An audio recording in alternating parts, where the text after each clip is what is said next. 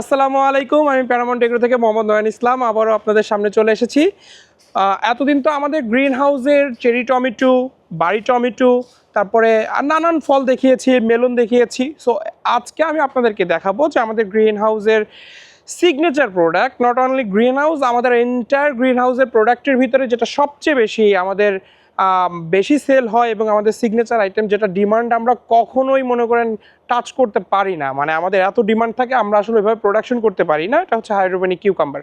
So আজকে আমি যে শেডটা আছি সেটা হচ্ছে আমাদের হাইড্রোপনিক কিউকাম্বার আছে। দেখতে পাচ্ছেন যে আমাদের এইটা হচ্ছে হাইড্রোপনিক কিউকাম্বারের শেড। সো আজকে এইটার বয়স হচ্ছে 35 দিন। এই গাছের বয়স মূলত 60 দিন হয়ে গেলে এটা আমরা হারভেস্ট করে থাকি। আমি যদি আপনাদেরকে একটু দেখাই যে এখন 35 দিনে এই হাইড্রোপনিক কিউকাম্বারের সাইজটা এই পর্যন্ত এসেছে। আসলে এইটার সাইজটা এর থেকে আর একটু বড় হবে, কিন্তু এটা পরিপক্ক হতে মিনিমাম আপনার 45 দিনের পর থেকে আমরা অল্প অল্প করে হারভেস্ট শুরু করি, কারণ কিছু কিছু ফল আছে যেগুলো 45 দিন থেকে আপনার খাবার উপযোগী হয়ে যায়, বাট 60 দিন পর্যন্ত আমরা এটা টোটাল হারভেস্টিং টাইম ধরি। সো এটাই দেখেন আমাদের আজকে হাইড্রোপনিক কিউকাম্বারের শেড থেকে আপনাদেরকে দেখাচ্ছি। টোটাল আপনি যদি আমাদেরকে দেখেন যে আমাদের শেডটা কীভাবে আসলে টেম্পারেচার কন্ট্রোল করা হয়, ওই পাশে আপনি আমাদের আউটডোর ফ্যান দেখছেন, আমাদের উপরে ফ্যান দেখছেন।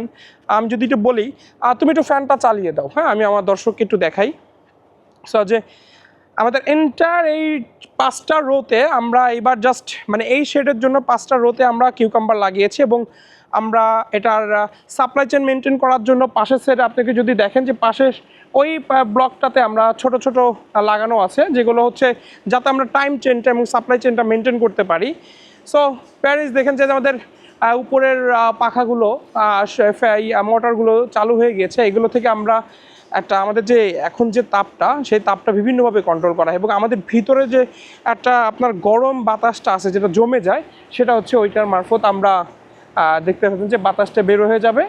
সো এইভাবেই আমরা আপনাদের জন্য একটি স্বাস্থ্যকর পরিবেশে এবং আমাদের সর্বোত্তম চেষ্টা থেকে আপনাদের জন্য আমাদের ভেজিটেবল, আমাদের ফ্রুটসগুলো আমরা উৎপাদন করার চেষ্টা করে থাকি। সো আমাদের জন্য দোয়া করবেন। আসসালামু আলাইকুম।